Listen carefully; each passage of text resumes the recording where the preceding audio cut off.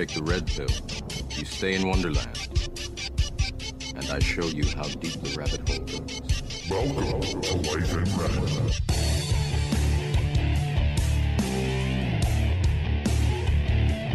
Hi, everybody. Welcome to episode 19 of the Life in Red podcast. Happy and pleased to be joined by my new friend, Carrington.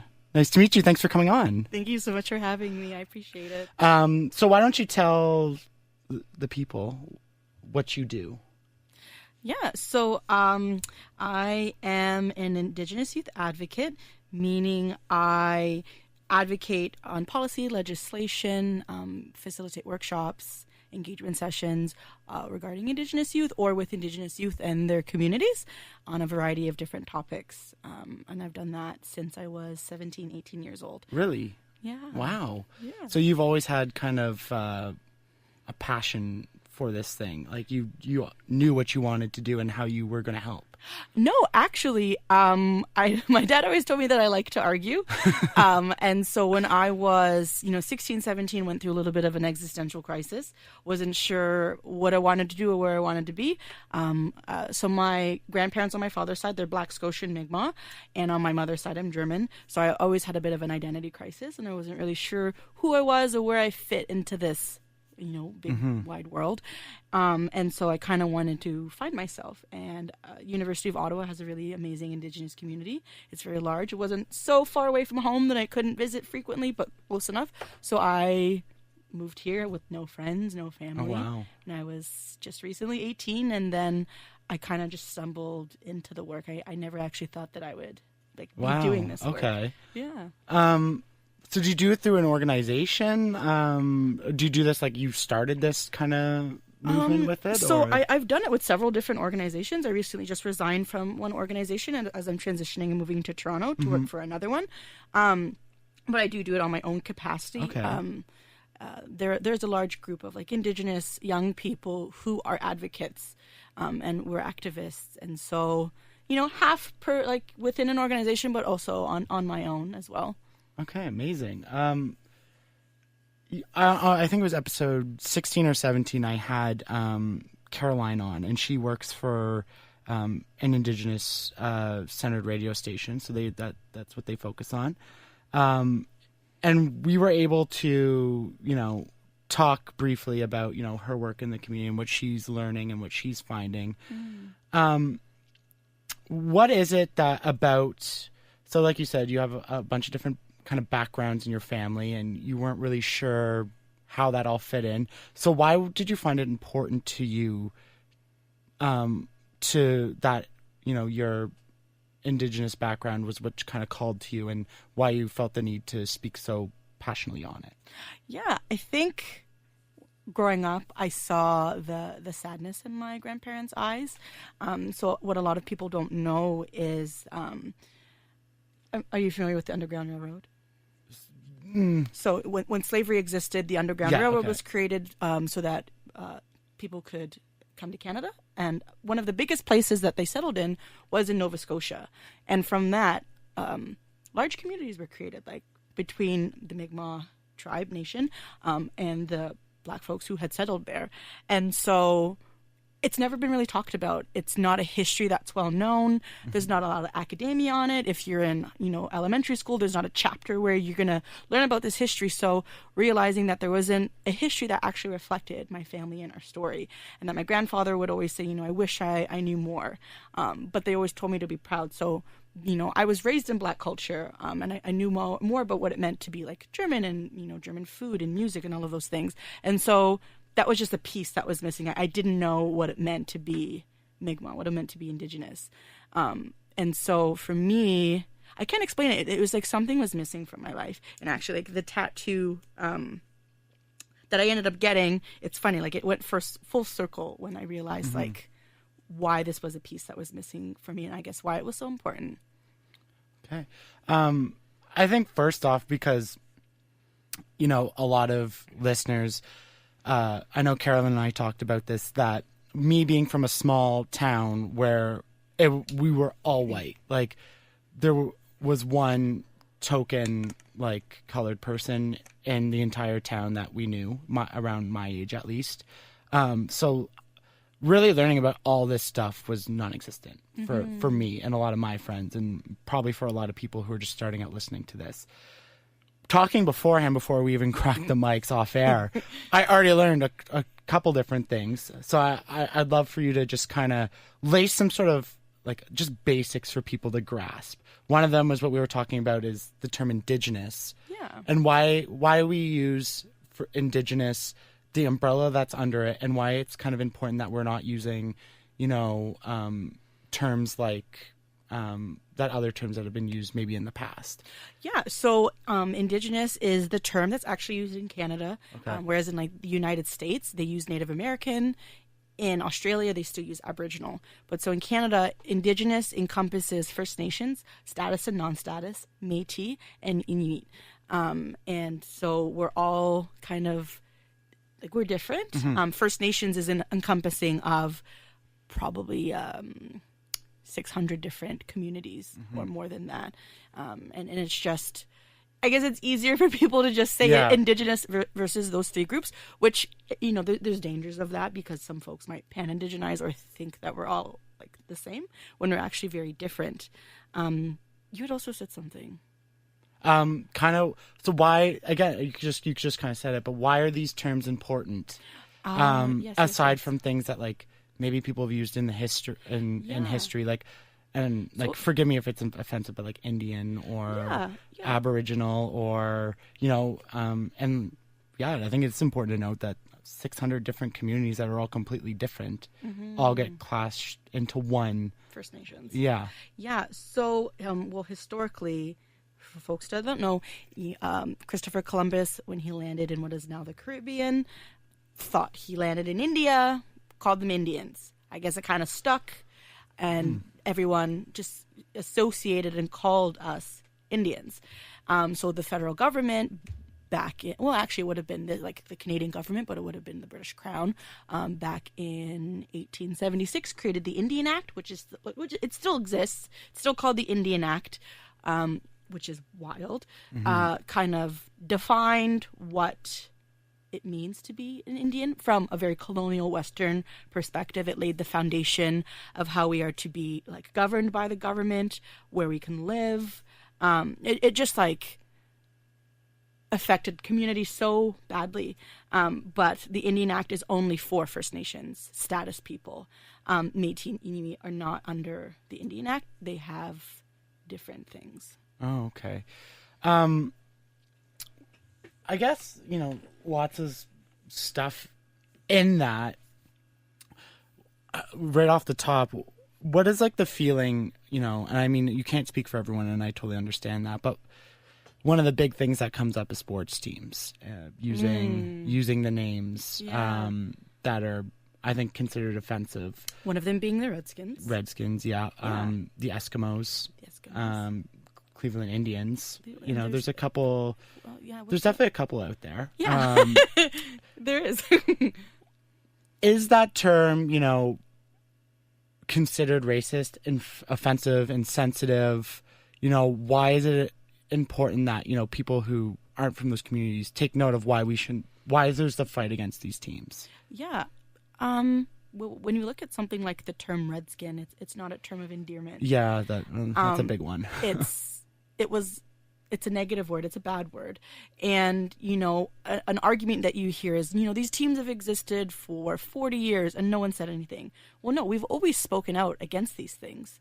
It's just now we're finally in an era where, we've reached some form of equality, social media, there's a bunch of social movements, there's a larger platform and an opportunity to have your voice heard.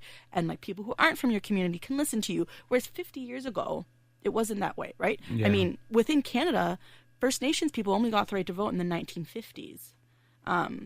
So that speaks volumes to like where our people have been at. And so when you hear people say like, oh, it's not offensive, it's like, well, you would never use an identifier like that for another racial group. But there's like this, I don't know how people, I think it's like ingrained. It's societal. We don't really recognize how we dismiss like the concerns of Indigenous people, or we minimize those experiences, just because it's been the norm for so long. You know, you have things like the Cleveland Indians. It's like, once again, it was wrong to be Native for so long, but they felt the need to name teams after us. Probably wouldn't let you play in the team, wouldn't give you the right to vote, but we're going to name this team after you and then stereotype what you look like, but not actually honor your culture or like your way of life. We're just going to use it for our profit. So I think that's what the issue is that like taking chunks of a culture that you think is cool and aesthetically pleasing, and then doing whatever you want with it, while having no regard for like the actual issues our communities are dealing with right now. Like, how can you respect a community if you don't even foundationally respect who we are as a people? I think what is the biggest thing, because a lot of the things that I hear is like headdresses, for example. Yeah, I was going to say like Halloween costumes you and see stuff people like that. who wear headdresses. They're like, well, I'm honoring you. You know, blah, blah, blah, blah, blah. Like, I'm respecting your culture. And I'm like, if you actually respected my culture, you would take the time to understand why this is so sacred and why it's so important. And you would actually respect it, and like the sacredness that comes from it. Like, my ancestors died defending us having the right to those things. And now to see someone adorning it with chicken feathers that they bought on Etsy, that's not honorable to me. You know, go to a powwow, come to a round dance. You want to eat some traditional food? I welcome that. But it's like, when you tell someone that they're not entitled to something from your culture, it's like this immediate I don't know how to explain it, I guess, but it's like there's something with our culture that people just like to pick and choose. And if I say, you know, I don't agree with you wearing the headdress, there's bigger issues for you to care about. You know, what about your reserves and the corruption that's there? And it's like, once again, if you can't foundationally respect the fact that this headdress is a sacred item only worn by certain nations, why are you going to respect me when I talk to you about policy and legislation? You don't even view me as a human being, more or less, to be more like extreme. But yeah, sorry, I just went on a little bit of a, No, I went on a it. bit of a rant. Because it totally opens up such a broad conversation. Things we hear so often now, especially in Canada, is reconciliation. And that's been, you know, since Trudeau's been elected, that's been a big thing that he's been pushing.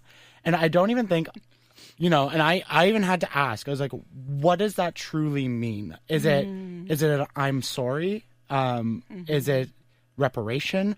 What? And I think it probably means a lot of different things to a lot of different people. Again, you can't just lump everyone into one basket and say this is everything that what you have to do. But you know, when you're talking to these kids or maybe elders or people from the communities, what does reconciliation mean to them, and why is it important? Is it important truly to them, or is it more important for us as a Canadian society to be like, no, look, like, we're really sorry, so we want to do this for you, or like, you know what I mean? Like, yeah. So I think going back to reconciliation, a lot of countries have had truth and reconciliation commissions. One of them being South Africa with the apartheid. So what reconciliation means is essentially to go back to a time of when relationship was good. But if we look at the relationship between Indigenous people and, you know, the British Crown or the Canadian government, it's never been good. So, like, in my opinion, I don't think there's anything to reconcile. I think it's the wrong word to use. I think with English, there's a lot of limitations that come from it. Like, English is a restrictive language. Like, this means this, and this doesn't mean this. And so, like, what would replace reconciliation? I'm not quite sure. I think about this a lot. But the way I see it is that if reconciliation was a line, Indigenous people have been over the line. We've been waiting and willing and ready to have positive and good relationships with, whether that be the British Crown, the French, the Canadian government, and, you know, Canadians in general. But now it's time for the Canadian government. And I'm going to be really specific in who I say. Like, personally, who I think reconciliation would be for is that reconciliation is between, like, Canadian settlers whose ancestors came and, like, colonized and settled the land.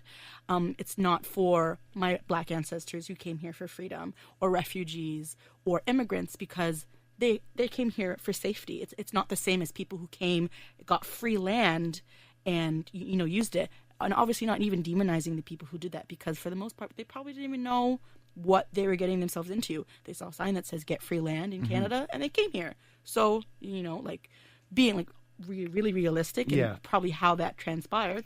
But no, I don't think it's an apology. I think foundationally it's like an understanding. Do you know the history of this country? Do you know the history and how it is like currently impacting people? Because a lot of the times you hear, just get over it. You didn't experience those things. It happened so long ago. Just get over it. And it's like, well no, I'm not sure if you're familiar with intergenerational trauma. I'm going to let you explain it, but the way I think about it, so something when you take the residential school, so it's the impact that was maybe made on the grandparent and how that person carried that forward through their family. Basically, like, so if they had, say, PTSD or severe trauma and mental illness, alcoholism, whatever, and then the effects of that also got passed down to the rest of the family, whether it's children or grandchildren, because of that. Like, I sort of in there? Yeah, you're getting there. Okay. So it's like intergenerational trauma is trauma that's been passed down, like generationally. Yeah. So that even though, for example, like you said, if I didn't go to residential schools, I still feel the effects and the impact from it. If we look at trauma, it actually physically changes your body.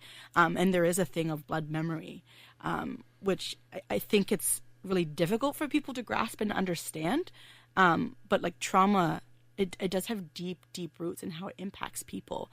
And we see that in Indigenous communities today, right? And, to have that continuously dismissed is very harmful. And I think that's like foundationally, like what, to me, if we're going to go with the word reconciliation, what that means is like that deep understanding.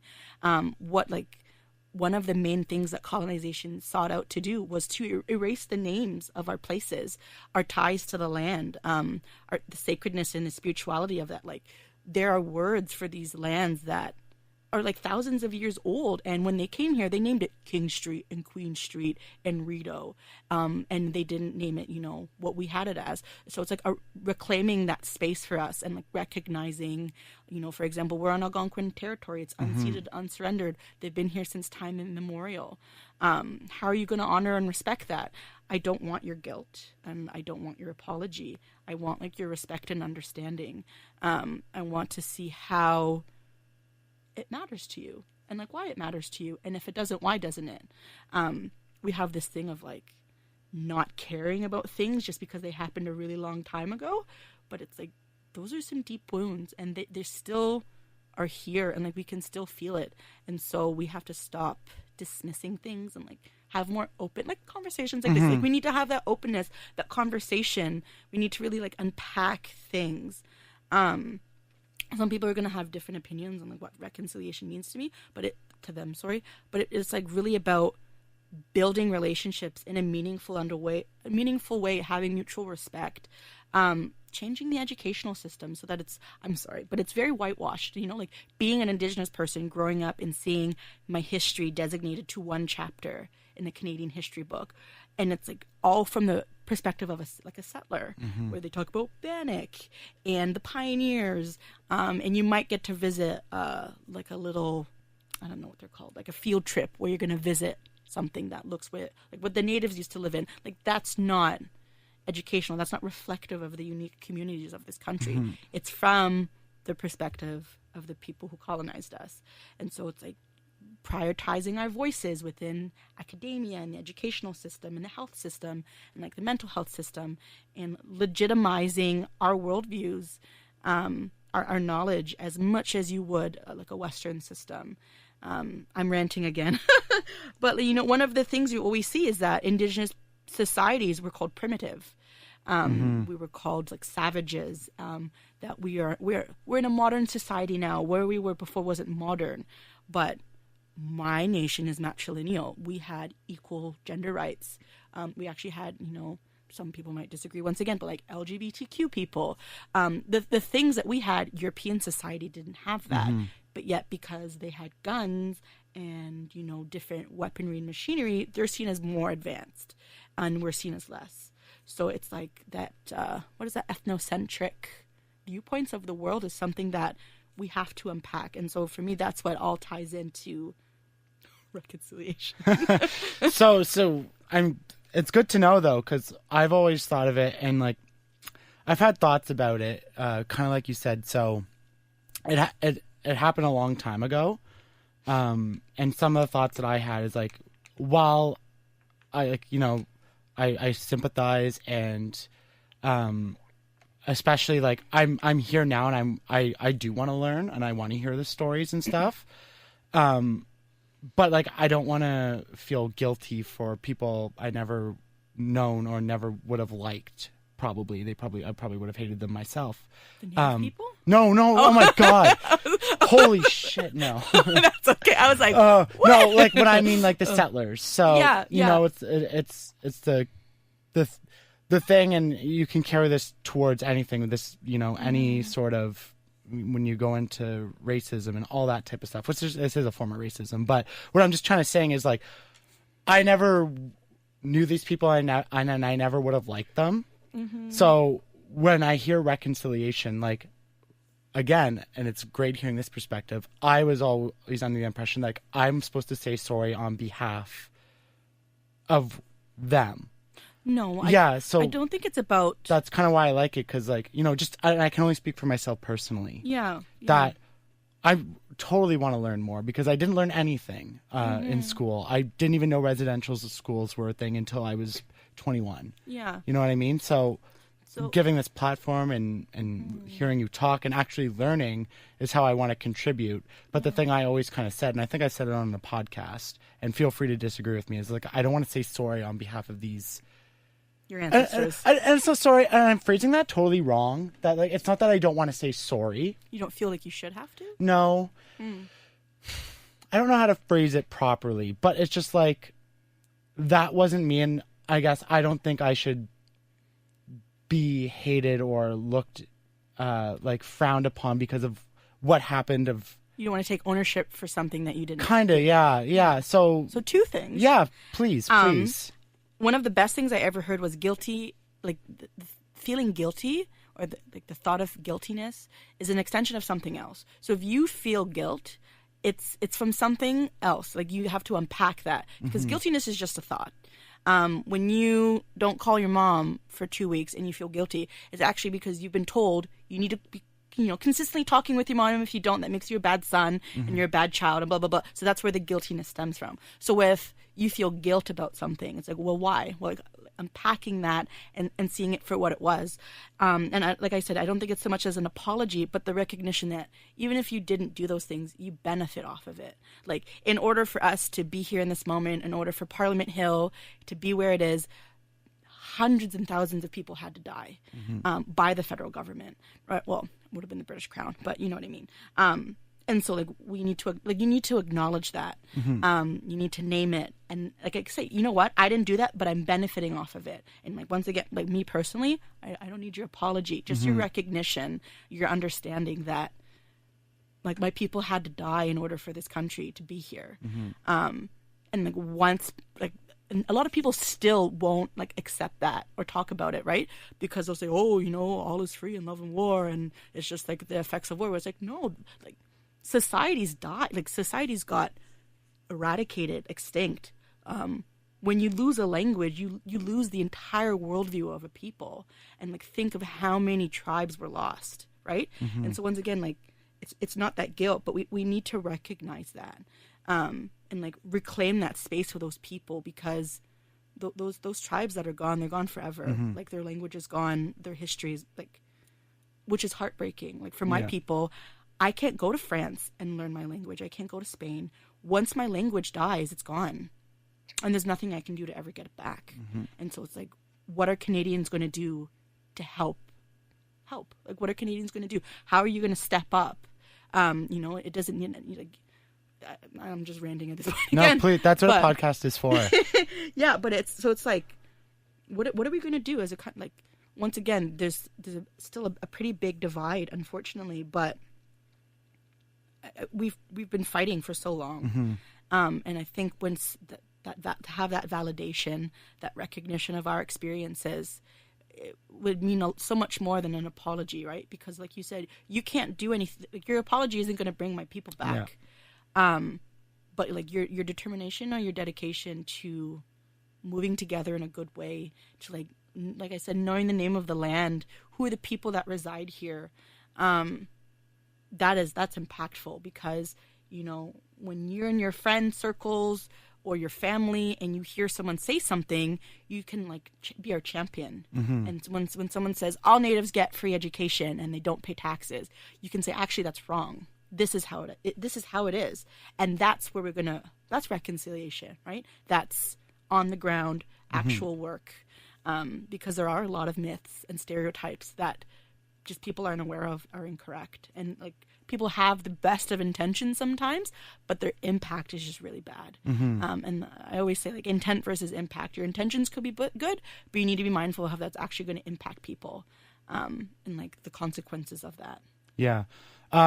So again, bringing it back to some basics here, and thank you for putting it that way, because, you know, I can sit here and talk to, you know, other people who might know something about Indigenous society and stuff, but you put it in a way that I can understand, right? Putting it in a way of ownership, but then how I can actually do something about it. So thank you, because I wanted this to be not only an educational experience for other people, but for myself, because I'm guilty, and I have been commented on by my friends by sometimes saying things that are insensitive. And your intentions could have been really good. Exactly. And I do know that. I do have some firm, I don't want to say firm views. But like, there's just some things and I see, but I think a lot of it stems is just because I only see things in tweets. Yeah. And that's been one of my biggest problems It's limited. and I just really picked up on this thanks to the help of my girlfriend, is like, reading tweets, it's not real life. I can't, and I got guilty of that, and I fell into it, and I'd see someone tweet something I didn't agree with, and I'm like, oh, society's going crazy, what's happening, you know? And sorry, I know crazy isn't the best word to use either, but to have the conversation, okay, so this is how I feel, or this is sometimes how I think, and how, you know, you putting it back to me, I think can resonate and go a long way. But I just think, and like we talked about it earlier, I think it was off air, but people are just afraid to have these discussions and conflict. Yeah. And I don't want to be afraid, because I genuinely do want to help, and I do want to understand. Yeah. And I don't want to have a narrow-sighted view on things. One of the biggest things I can comment on, right, is that there are a lot of people who genuinely want to learn and they want to understand. And what ends up happening, for example, is I get a job, and people find out I'm Indigenous, and then they bombard me with questions. Even on Facebook or social media, I get people I haven't talked to in years asking me, hey, I have a paper due, my work wants to work with this community, can you like help me? All of these questions. It's like, first of all, you can pay me to do like this consultation work. Like, just because you know I'm Native and we're somewhat social media friends doesn't mean I get to do free labor for you. Yes. So it's like being, once again, that intent versus impact, being mindful of the emotional labor you're going to put on people. Me, I love people asking me questions. You can ask me. I love facilitating, sharing circles with people. And I tell them, you know, ask me your questions, no matter how racist or ignorant you may think it can be. I want us to talk about it, because I don't want you to go and Google it and find something that's wrong. Or misleading. Whereas some people, they don't have that capacity.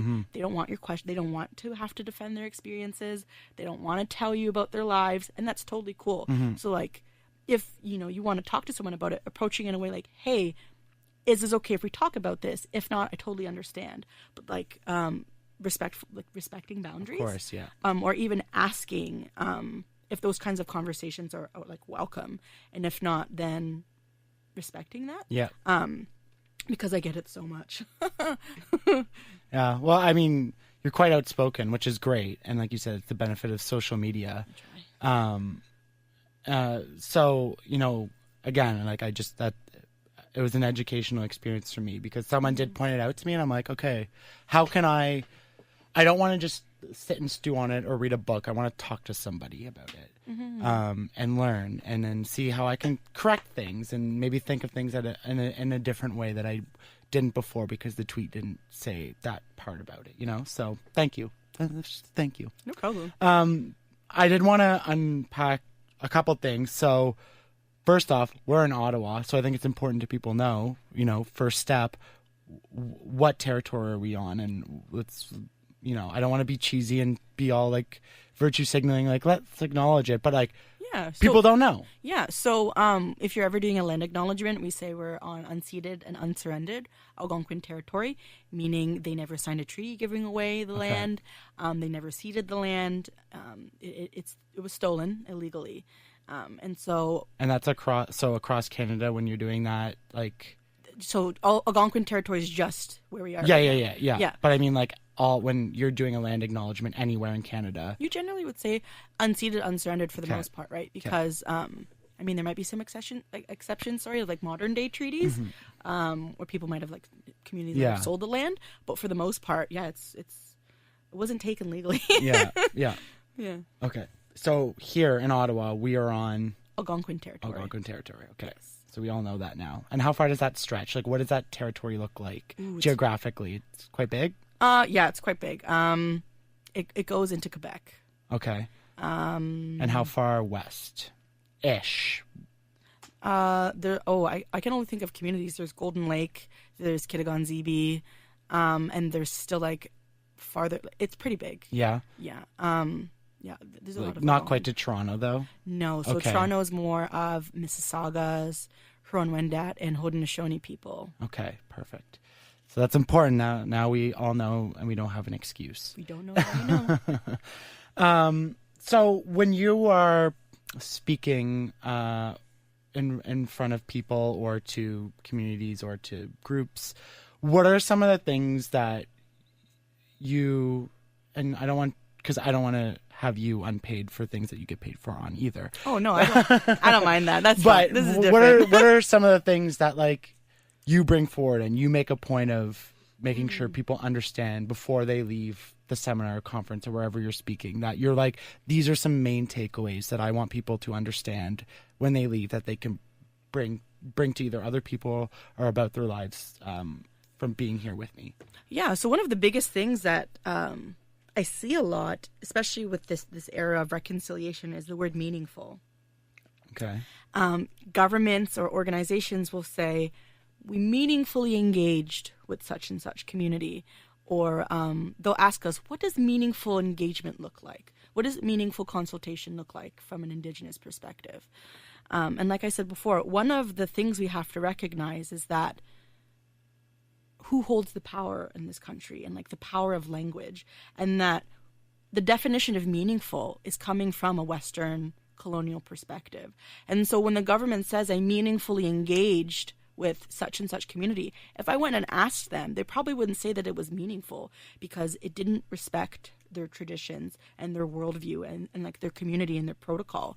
So like unpacking the language that we're using, and once again, like that intent versus impact, and really being mindful of how our actions and our language have consequences, and that in order for us to be moving forward in a good way, we have to shift who has that quote unquote power, and let Indigenous communities define what meaningful looks like in our own way, from our own perspectives, and stop asking for issues if you don't want to hear our solutions.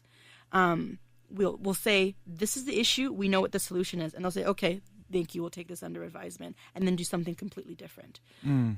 It's like that patrilineal idea that government knows what's best, they know what the solutions are, we'll just take you as like a little consultant, and we're still going to go and do this anyways. And so, yeah, one of the biggest things is like, I try and tell people is that we have to legitimize Indigenous worldviews, our perspectives, our traditions, and our protocols. I have these lines on my wrist, and they represent the 7 generations. And in my culture, it's the idea that with every action and decision that I make, I think of my impact 7 generations before me and 7 generations after me. And I have to be conscious of that. I have to be conscious of like who my ancestors are, what they went through in order for me to be here today. Like they had to survive all of that in order for me to be here in this moment with you. And now what am I going to do that, sorry, but like I hope that 7 generations ago, my grandmother was thinking of me and thinking that I hope she grows up in a world that's much better than this. And so today I'm thinking of my grandchildren 7 generations from now, hoping that they grow up in a better environment than what I'm in right now. Like that is a worldview that should be respected just because it's different, right? And that's what tied into, before when I said what felt like was missing and why I didn't know what, because history is important. We're so disconnected from our ancestors, and like just honor them and respect them and paying your dues. Like, hey, you went through some shit for me to be here, and I love you for that. And even if you don't know their names or their stories, but just like recognizing all of what they went through in order for you to be here. When we're looking at academia, it's just like, once again, Indigenous worldviews aren't respected. They're not legitimized because we view things differently. So the takeaway is like you need to have that openness to different things that are different, and that just because it's different doesn't mean it's wrong. We have a saying in my culture that there's multiple truths. That like my way is my way and your way is your way, and neither are right or wrong, but there are truths and they can exist at the same time. The issue comes down to it when I say my truth needs to be your truth, and I pass a legislation or a policy or a law that now imposes that my truth onto you and says that yours is wrong, which has been like the continuous thing that's gone on in this country. Those are the kind of things that are coming to my mind right now. Yeah. To talk about. So it's just, I guess I'm just it's just having people understand like your perspective and like why you have that perspective and why you feel this way and why it's important to you, and having people just make sure that they're like, okay, like I see how this impacts people. It's about valuing lived experiences, that having a degree or master's or a PhD doesn't make you the smartest cookie in the room. It doesn't mean you're the most entitled to speak or have space. That a First Nations person who grew up on the reserve, their lived experience is just as valid, and they have just as much a right to be heard and share their story, which is like the difficulty even in jobs, right? Like we see this culture now where everyone just gets degrees, but they don't really have that lived experience. And so we're just like in a room full of people who don't know how to talk to each other. We don't know how to listen to one another. And so it's going back to that. What is your lived experience? What are your natural gifts? Because we all have natural gifts. We just now live in a society where they're not really that nurtured. They're not really encouraged. I'm lucky that I had someone who saw my natural gifts. It's like, I love speaking, I love people and like building relationships. And they put me into a position where I was able to work on that skill. But if I didn't have that person, or they said, you don't have a degree, you don't get to do this job, I don't think I would be where I'm at today. I went on another rant. No, don't have to apologize for the rants, because that's why it's long form podcast. Yeah. I love it, honestly. Like, I think us as a world, as a human population, we could really stand to learn something about that 7 generation thing. Not to minimize the 7 generation thing, but that philosophy, that idea. That, to me, that's what's missing, and especially the older generation. One of my biggest criticisms is they're all in it for themselves and in the moment and the short term, and that leads into policy, legislation, business. Like, everything is about here and now and how can I make as much money as possible at this given moment. And it's like, that's not helping anybody, whether it's on the environment, whether it's on, people's issues, or like, it's a scary time. And I truly believe it's the wrong time. So I love that. Like, that is a philosophy that should be adopted 100%. Well, it's all about sustainability, right? And thinking of something much larger than yourself. That it's not about me at the end of the day. Yeah. Like, I know that the work that I do here, I probably won't see the full effect of it. And that someone else is going to have to come up and pick up that work. But it's that continuation, that cycle of, thinking in that way that will make our communities like healthier and happier and stronger. In terms of like equality, when an Indigenous person speaks on equality, what does that kind of look like? In some of your experience and in your eyes or through the community's eyes, is it something more like we as a society as a whole let Indigenous people live the lives they see fit? Is it an integration of the two societies? Is it some laws being passed in the eyes of Indigenous and then some as traditional, like Canadian laws, and then like implementing that on everybody? Like, how does it kind of look, or what would be like maybe a goal of it? I think one of the biggest things is self-determination and self-governance. So right now, at least for First Nations communities who fall under the Indian Act and have, like, for example, the band system, that was a colonial imposed system of governance that goes against, how all of us would govern ourselves. So sorry, the band system? So the band system is like the chief and council. So it means that you have chiefs, like your band council representatives. That was all by the government who created it. And so we have our own traditional governance systems, but I can't legally have that on my community, right? I never would have known that. And again, I thought that was like, no, it's not wanted. Okay. It's like a very colonial system, right? It's like very top down, hierarchy based. Whereas it's scary. Sorry, I'm not trying to interrupt, but like that's in like every movie. Everything I've ever thought I've known, I always thought like there was a chief, and like that's what everyone. Yeah. Yeah.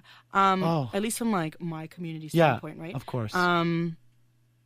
Your chief was like a servant. They didn't have power. We'd have you have your grandmothers who basically would like tell them like this is what's going on, like advising and like really leading the community. It was the women who would do that, whereas a chief would be just like the spokesperson. But their role and their job is to serve the people and to listen to the people, not to impose what they think they need, which isn't the systems that we have right now. We have the band system.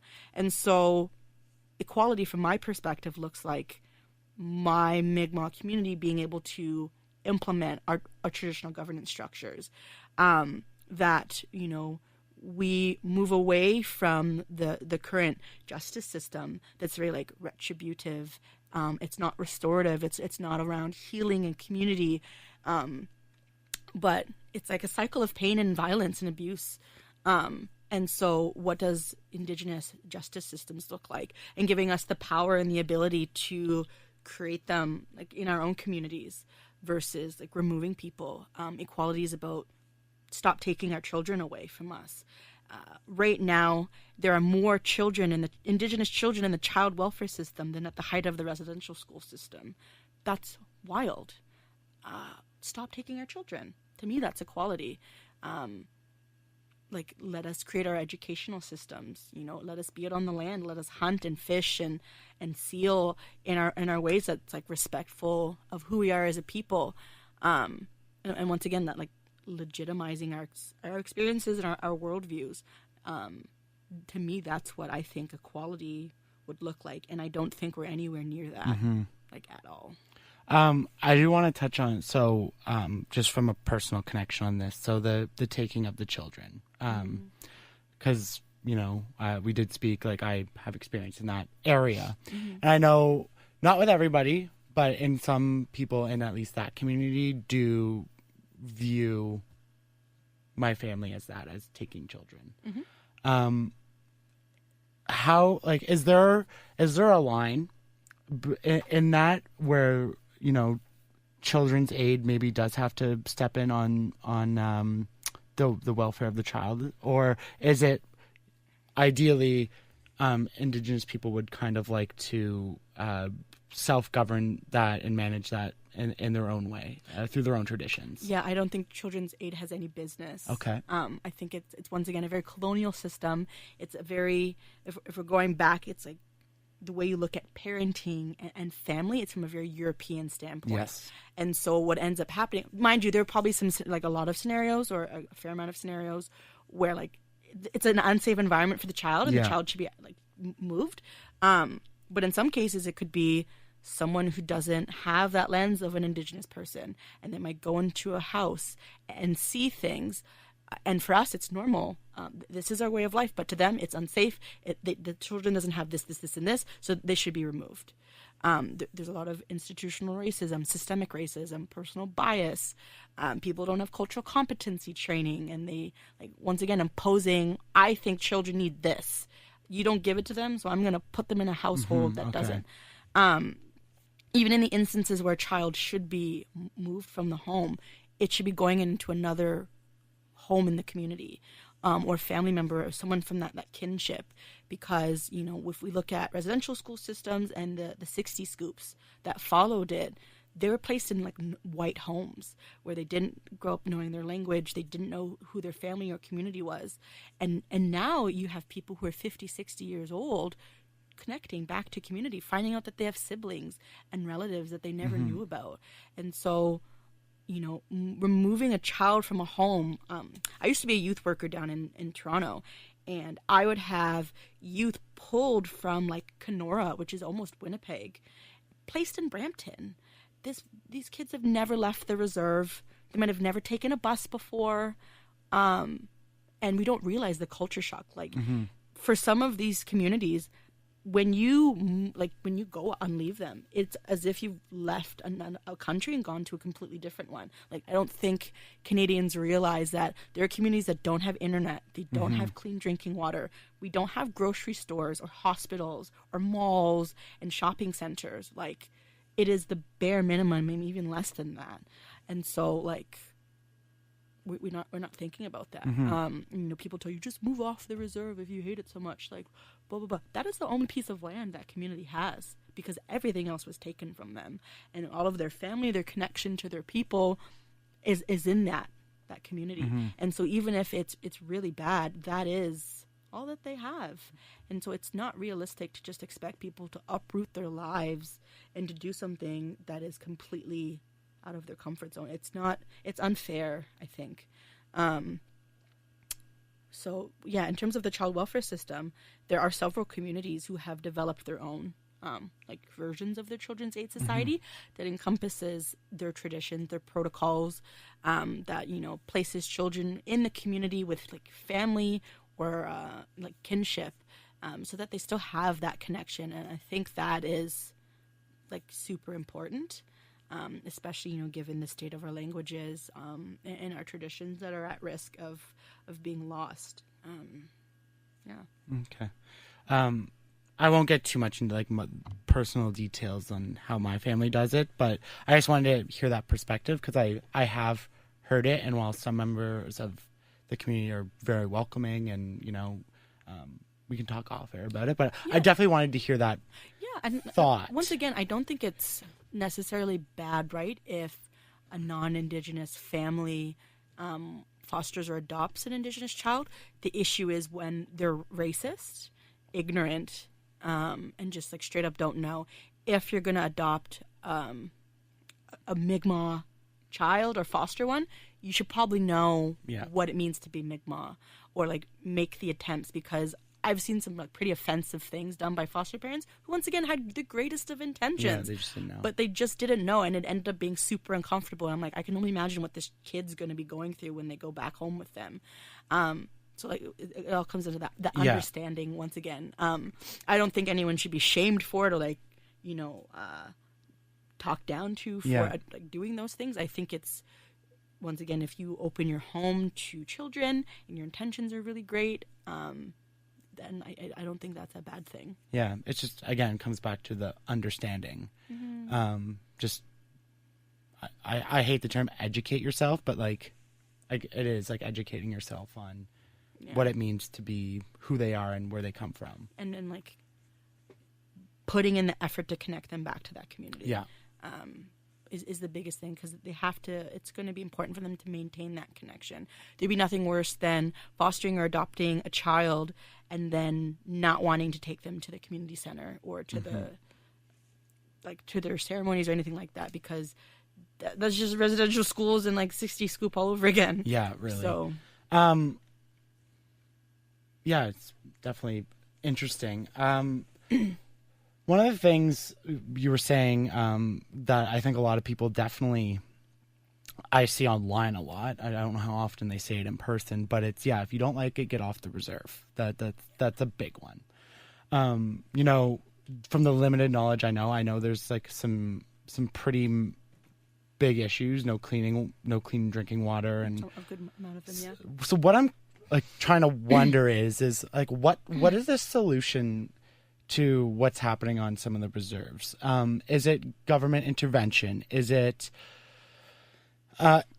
implementing education or jobs, or, you know, is it just leaving Indigenous alone and letting them, the First Nation in that community, like do their own thing? Like, how do we fix that in your eyes, or in the community's eyes? So right now, I don't think government intervention is good. I think it's actually what's making it worse off. Okay.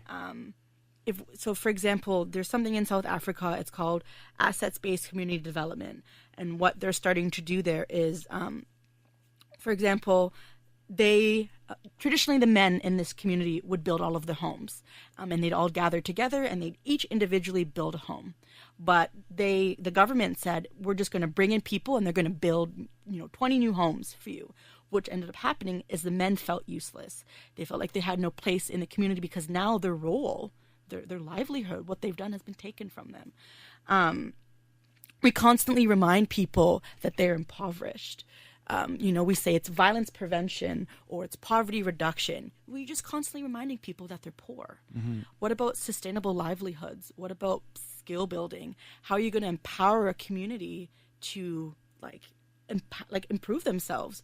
If I'm constantly doing it for you and I'm not telling you how you can do it yourself, I'm not actually empowering you. I'm just throwing money at you, hoping that you'll shut up until the next budget comes out. And so assets-based community development would mean you need gowns for graduation, and you normally buy it from a huge corporation outside of the community.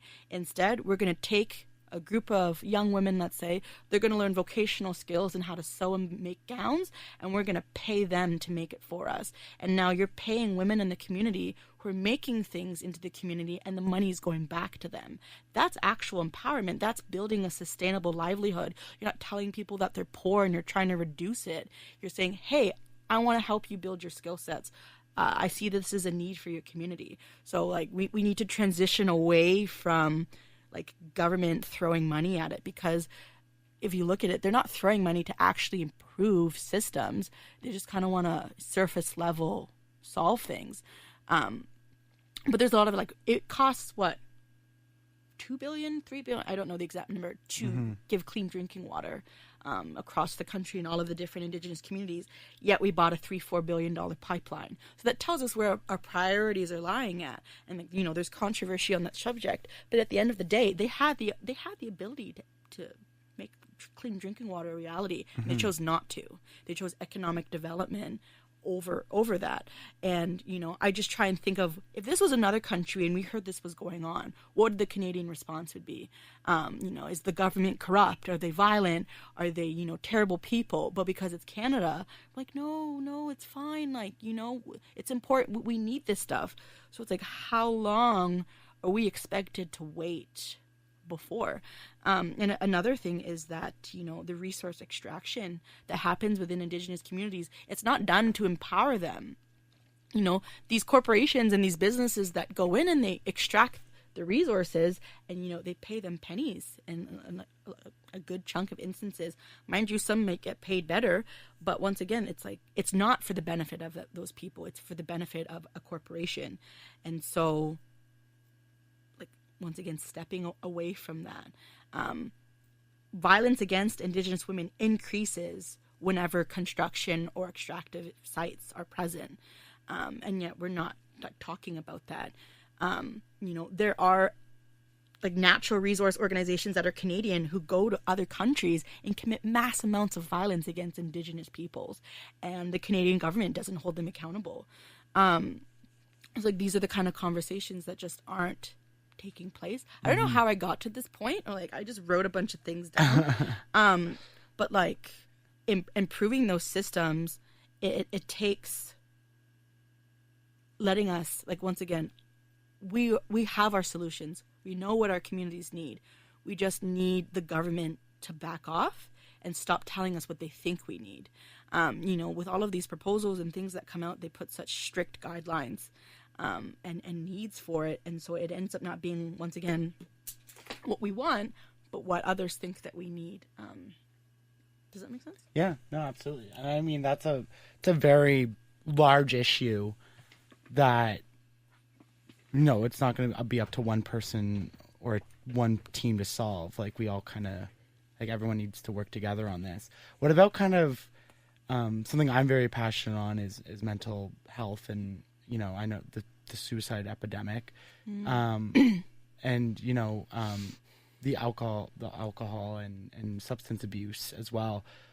How do you think people can kind of help that? I don't know if it'll ever be solved. I mean, the whole world's going through a mental health crisis right now, but but I mean, it's in these communities, like, it's I mean, I don't know firsthand, but I've just things I've read, things I've researched, things I've heard, it's bad. Yeah. So, like, how can we help that? Or is it the same type of answer?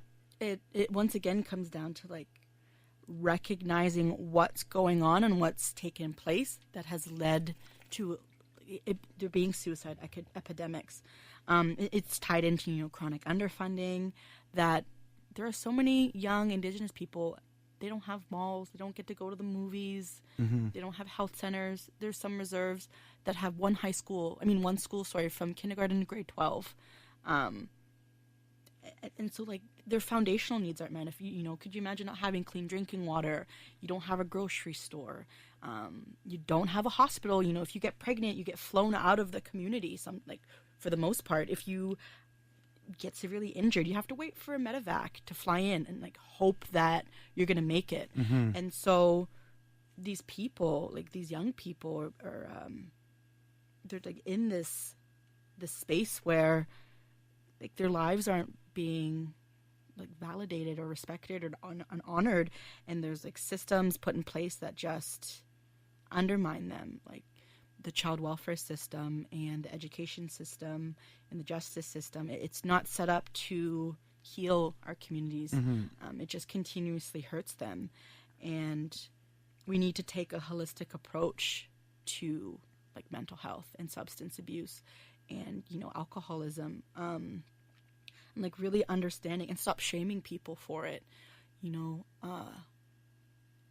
Really acknowledging why substance abuse and alcoholism has been such a huge issue in some communities. It's not talked about enough, or I don't think people really understand it. And it ties back into intergenerational trauma, and how when you don't have a mental health center, when you don't have a hospital, and all you have is alcohol or drugs, that's mm-hmm. your coping mechanism. Mm-hmm. And, if your grandparents, they weren't taught how to love because they didn't get that in a residential school or a day school. And so they didn't teach your parents how to love. And now today, your parents don't know how to love you. I'm stuck in this cycle of, and, like, social media makes it so much worse because I can go on my phone and see what everyone else has that I don't, that I'm lacking. And so, it might make you even feel like more of a failure or, like, less than. And so a holistic approach would mean one teaching is from the medicine wheel, and it's about the physical, emotional, mental, and spiritual. And that, for example, if I broke my leg and now I can't run anymore, that could lead to me becoming mentally unwell. So I'm physically unwell, I'm mentally unwell, emotionally I could be, like, torn, and now spiritually I'm damaged. So it's like everything is interconnected. You can't just solve a physical ailment. There's so many different counterparts to it. You can't just cure someone's mind and depression. There's so many other things connected to it that needs healing, that needs support and like love. And if we're going to improve mental health systems, we have to really be mindful of that.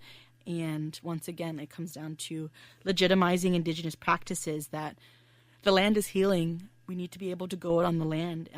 If a young person tells you that, you know, they're healing, like they want to go out on the land, like they want to do a sweat, or they want to do not a vision quest, but like a fast. We're going to let them do that. We're not going to tell them that you need to see a psychiatrist and do that. Not saying that psychiatry is bad, once again, but like, how do we incorporate Indigenous practices into these systems? And what does that look like in a meaningful way? I don't think we're there yet either. We're not close on a lot of things. That's for sure. And I mean, just society in general does such an awful job with mental health. And yeah, it really does. It's so underfunded. And I've talked about this before. Lots of people are, the stigma is slowly breaking down. So people are like, I can talk. People are sharing their stories and how they feel. And there's no help. So it's like, okay, I've talked, now what? And they're like, okay, well, here's an 8-month wait list. Yeah. I mean, like, it's across the board, and it's only worse the farther. And that's in a city, a major urban area. Like, that doesn't even... So, like, if it's that bad here, how bad is it? Somewhere else, yeah. Yeah. I think there's a really big generational disconnect. I know when Bell Let's Talk was happening, you know, you often see... I've heard a lot of older folks be like, everyone has a mental health issue nowadays, you know? You know, they don't believe that it exists.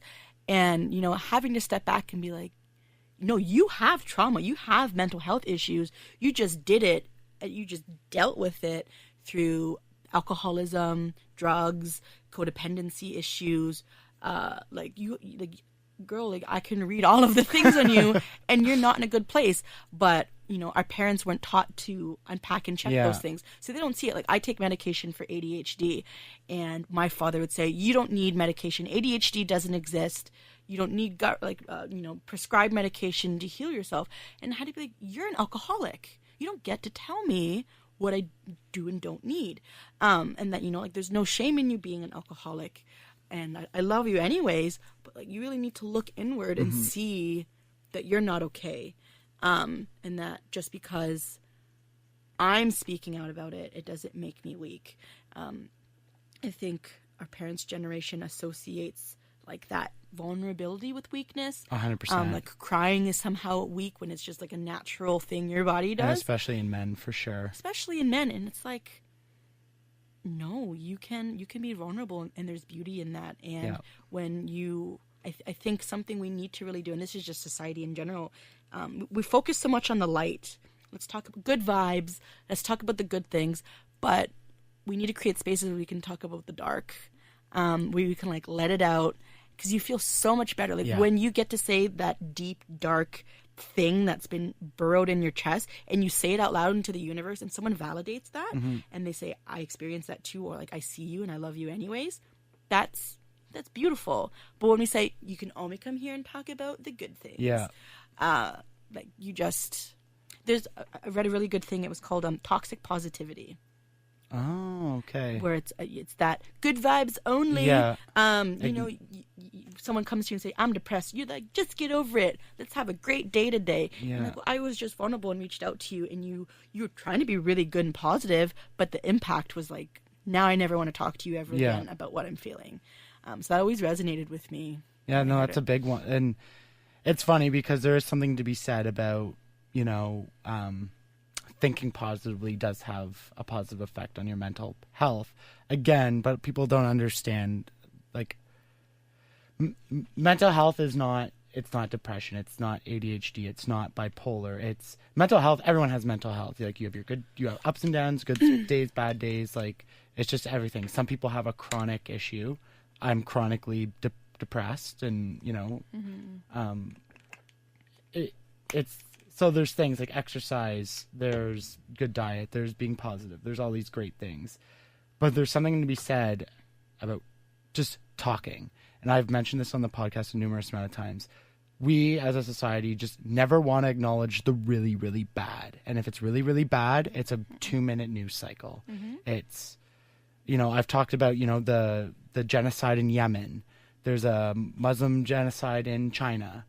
There's, a rape crisis in India. I've talked about all these things, not in great depth, but most people are like, what? Really? What? Because if the media doesn't report on it, then no one, it's kind of cyclical now. You say it and we're talking about it. It's like, because people are like, oh no, positive vibes only, bros. Like, don't want to hear about it. Yeah. And so the news is like, well, no one's going to watch that or click on that, and I'm not going to make any money, so I'm not going to report on it. And I think it touches into what you were talking about before about guilt, is that they don't want to know about the genocide in Yemen while they're chilling on a beach, because now they're going to feel guilty that, this is happening and I'm just trying to live my life and da-da-da-da-da. So that it's just like choosing to remain ignorant is easier because it's less stressful, or 100%. It just like makes your life easier. Ignorance is bliss type thing. Right. Yeah. And I can't hold people against that, but I will say that it just creates a space for these cycles of violence to continue when we speak up and we say, like, we condemn those things and we talk out against them and we hold people accountable. That's what's going to actually lead to change. If we all just stuck in our little bubbles and I said, I only care about natives, I don't care about any other people, that's not going to lead to positive change. We really have to come together and support one another. Yeah, that's the thing I've been preaching, and it's what I got tied into Twitter about, is like, I view humanity as a whole. So I've understood now through talking to people that there is an importance in acknowledging where people come from. So I've had numerous amount of conversations about this, because I was always under the impression that, it's kind of the color blindness thing. So there's an earlier podcast where I was really critical on it, because I was color blindness. See, exactly. So when I first heard it, I was very critical about it. And I've talked a lot about it because it's been something on my mind a lot, because it's like, why can't I just view people as people? So I've had numerous amount of conversations about it. Like, so you're pro colorblind or anti colorblind? So what I'm saying is, like, I don't want to view people as their color of their skin or what they identify. I just want to, like, base people on their character. So that was a big thing, and that's what I always thought was kind of right. I don't like the color. Yeah, so there's part of that that's right. It's like, you should treat people with dignity. And like I said, I've talked to a lot of people about this, because to me it was something on my mind. I'm like, I don't understand why this is wrong. I don't understand why this is wrong. And while I still agree to a certain extent that it's right, there is an importance, and even learning in this conversation, that you do need to acknowledge someone's culture or where they come from. Yeah, I don't think racism doesn't stem from me seeing another Native person or like a person from a different culture and saying, hey, you're an X person, right? It's when I say you're an X person, all your people do this, because you're this, you're probably gonna do X, Y, and Z. That's racism. But if I just like acknowledge what you are and then go about my life, that's fine. But it's like those prejudices and those biases that seep in, that's when it becomes like a problem. But when we say that we're colorblind, it's like you don't look at the experience of like what I go through when I walk around as an Indigenous woman, is that like, the justice system, the child welfare system isn't colorblind. When like I've had people call me like a disease and tell me that my people shouldn't exist, and that colonization was a great, beautiful thing. Like, it's a privilege to want to be colorblind. Or to view that way, because at the end of the day, I don't, or like people who are much darker than I am, they don't get to have that opportunity, unfortunately. Yeah, and it's like I said, it's something I've been. Sorry. No, it's good. It's like, I still want to live my life to a degree where like a shitty person is a shitty person and a good but like it's also acknowledging, and it's something that I always relate back to myself, is my thing is mental health. That's the thing I'm passionate about, because it affects me. So I need to understand that, someone like you is very passionate about this because it affects you directly, and I can't ignore that. And I can't it doesn't exist because, whatever. So, yeah, it's been something I've been exploring so much lately, because I'm very interested in it. It's an important topic. Because, like a lot of people are just like, why can't I? A lot of people think that way. And when it comes back to it, it's because I'm privileged to be able to think about that way. And I will never not acknowledge that as a straight white male, that I definitely have privileges, and I'm definitely at the top. Some things on Twitter where I don't want to say there's an attack on white men, but there's definitely a changing of the conversation. And that stuff, like I said off air, I hate the word triggered, but it does in a way. Well, triggered is like a legitimate medical, yeah. I Not, think it's but been the internet way, I you think know it's what I been mean? co-opted. Yeah. It's I don't like the definitely internet way it's been used, like no, you it's triggered. It's now used a way to like shame people. Yeah, who exactly. You say comment, they're like, what are you triggered? I'm like, what the hell are you talking about? Yeah. I just told you my opinion. Yeah, so that's what I mean. That's what I hate about it. So, like, one of the things is, guys are getting called out a lot more, which some justifiably so. Mm-hmm. And one of the things that I really hate about that is, like, I don't want to be lumped in with the pieces of shit who send dick pics to girls on Instagram just because I'm a white straight guy, It's like, I try to be a really good human being and I'm trying to learn, and, like, someone just, I think it ties back into that guilt thing. Like, for example, if I text men who ghost are trash and you've never ghosted someone before, if you see that, you shouldn't have to worry about being lumped in with them because you've never done it. So if I say white men who mansplain suck, you're like, well, I've never done that. That's fine. But if you have, like, checking yourself, you're like, you know what? I've done that before. Yeah. I'm going to, like, hold myself accountable and recognize it, and, like, I'm going to move forward. Yeah. But, like, moving forward doesn't mean forgetting all the shitty things you've done. It says, hey, you know what? Like, for example, I was in a really emotionally abusive relationship for, like, quite a bit. And after I broke up with him, I started dating someone else, and I became emotionally abusive. Like, I was replicating the things that was done to me because I didn't know how else to love or be in a relationship. And it wasn't until I broke up with him, and I was like, I was actually a really toxic person. Like, what I did was super fucked up. And it was like a year later, and I reached out to him and said, I'm really sorry for the things that I put you through. I'm sorry for the person that I was. Like, I've gotten a lot better now, but I just wanted to reach out to you and let you know, like, I'm deeply sorry. And, like, we had a great conversation. He told me, like, I understand, but that's being accountable, right? So, like, what does accountability look like? If you see a tweet and, it might sound like generalizing, you'd be like, that's not me. I don't do that stuff. I don't got to worry about it. It's like, when it was the yes, all women, # not all men, like, that kind of bullshit that was going on Twitter. It was like, if you're not a man that rapes women or, like, sexually assaults them, you shouldn't be offended by this. But for some reason, that's not. It's weird. There's certain things that get me, and then other things, and it is kind of that thing. It's guilt, I think. It's just guiltiness is or just like maybe sometimes it's like the overall conversation, and that's where I get sucked into Twitter. Like, you see that article, like, someone tweeted this and the whole internet was shook, but they're really like 5 people, exactly. And that's where my mentality has needed to change, because I'm like, what the fuck is going on? Like, why are people talking like this? It was just like the Santa Baby, or It's Cold Outside song or whatever. They're like, exactly. Everyone's offended. Literally no one in my circle of friends was talking about that. We did not care. But that's the role of the news and the media, is to get people pissed off, screaming at each other, because chaos is great. Makes for money, monetization. It makes us easier to control. It's just like, I'm just speaking out loud because I also want to hold myself accountable in ways now that I'm talking with you, because there have been things I have said that would be viewed as insensitive. And I just want to, like, acknowledge that I've heard people tell me about it, and that I've tried to look to address it. And then I also want to kind of get it from a perspective where someone, I mean, as yourself, would probably have the other side of the argument of which I'm experiencing, and can put it in a way, now that I'm talking, in a way that's not 140 characters or 280 characters. It's right. It's like, no, like, you're putting it to me honestly. And I'm like, okay, great.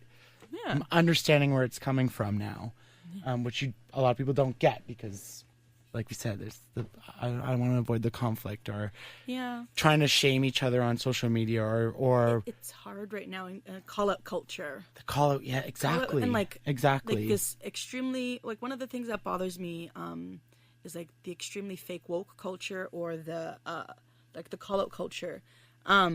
If I call you out and call you a piece of shit, you're literally not going to learn anything. You're probably not going to listen to anything that I have to say. But if I call you in and I say, hi, I saw that you said this, and I'd like to talk about it, and, like, why I think it's hurtful, you're going to be a lot more open to hearing what I have to say. Yeah. Like one of the biggest things I believe in, and people can people can disagree, but I think you can educate people from a place of anger.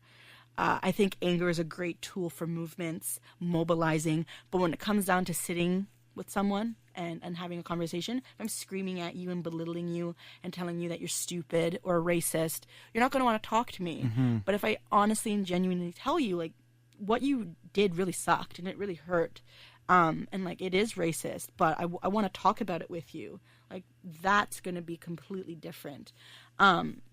And we have this woke culture, you know, where we expect everyone to know everything.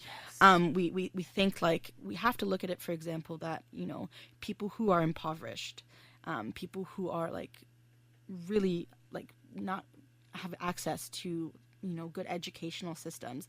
If they say something that's offensive or like ignorant, they probably grew up in an environment where that was the norm. And like, I'm not validating it, I'm not excusing it, but it is a reason. It was the reality. Mm-hmm. I read something that it was like, you know, X people didn't do this back in the day when like X group was doing this. And I was like, but that's a completely different context. Like my grandmother, my Oma on my mom's side, God rest her soul, she was a racist woman. Mm-hmm. She was also an old German woman who probably grew up around other old German racists, and they didn't know any better. So I'm like, my grandmother loved me. I could see that she loved me in her own little weird way.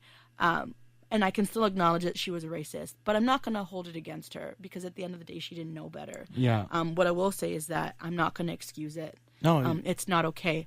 But, you know, I love you anyways. And, you know, you did what you could. Probably could have done better, but, like, you know, that's hearsay. But, you know, I can't, it all comes down to accountability. If, you know, you see someone that it's revealed that they did something and they've continuously tried to make amends and you shame them for that, or you try and bully and embarrass them for that, you're essentially saying people can never actually improve. It'd be different if I did a really shitty thing, didn't give a shit that I did that thing, and like went about my business and continued to replicate that same form of violence. That's different, right? Like that shows that I haven't improved and I don't really care about what I'm doing to people. I don't know how I got to this point. No, I agree. Society needs a road to redemption. In most cases, I think there are some acts of violence or criminality that I don't think necessarily should be forgiven or redeemed. Things like, you know, murder or rape, that's up to like the individual type thing. But something like Joe Biden, I think, is a good recent example as we talk about this. So he was in the news because some women came forward and said he did his touching or his mannerisms, I don't know if you saw this, but made them uncomfortable. So what, I guess from the perspective of Joe Biden, you know who Joe Biden is? Didn't he do that Fear Factor stuff? That's Joe Rogan. Never mind. No, that's okay. Oh, Joe Biden! Yeah, I know who he is. Yeah. Okay, yeah. I don't know why I was thinking of Fear Factor. No, that's hilarious though. And I don't mean to embarrass you. No, I don't care. That just made me laugh. So Joe Biden, former vice president of the United States. Yeah, I've seen the videos of him. Yeah, exactly. It is creepy. Yeah, it is a little creepy, and, you know, he might not have known that at the time. Arguably he should have. You can make all sorts of arguments from a whole bunch of different sides of depending where you are. But what the point is what should be allowed is him being like, okay, like I saw the video, and I'm like, you know what, that was creepy, and I apologize sincerely. Like, you know, an acknowledgement that what I did was maybe inappropriate, and like people being like accepting of the apology and able to move on. I think there just needs to be that road to redemption where people, it doesn't validate it or make it right, but he's acknowledged it. He's apologized, and what's he doing to make it right? Or, you know, the best apology is changed behavior. Yeah. But I love what you said, that like, it's the call out culture, and it really, right now it's a big, you said what with the fake woke, or it's like being extreme woke. Yeah, because I really have a problem with that too, where someone says something and then they quote tweet it, and then they're like, "Look at this person," and then all their followers are like, "Ah, like get that person," and you know what I mean. And you're just kind of like, that person's never going to change, because now they have this experience of, oh no, all the left is crazy or all the right is crazy. And I had this discussion again on a podcast where I said I would listen to even like a KKK member, and he was kind of he was kind of like, "Ugh." I'm like, not because I agree or validate, but you know, maybe no one listened to him. Maybe his dad put this into his, you know, what you were saying about they grew up this way. I'm not saying I could change them. I'm not saying this, but like just listening in a way and just being like, okay, like that's not right. I think you should change this as why, blah, blah, blah, blah, blah. But yelling at them, it just creates more conflict, and they double down on it. Yeah, like what's happened, right, is that, like, once again, KKK, they could suck a dick. I mean, that's like super extreme. Yeah, but example. One of the things is that what we're seeing right now with the alt-right and like the uprising of, what are they called again? Antifa? Or are you talking about the left, or are you talking about the right? Talking about the virgins who... Oh, like incel community? Incels. Yeah. So we're looking at the alt-right and the incels, right? They've been pushed so far underground that they're just like seeping. Yeah. That there's so many of them now because they don't feel... And once again, fuck those guys. I hate them. Well, it's absolutely not right that they think this way. But recognizing that they've been pushed so far underground that they've taken to these forums and these channels to talk about these things. And like, I don't think that they deserve to have a platform and that people should like have to watch them, you know, give university lectures, especially when they're denying people's human rights or advocating for violence against people.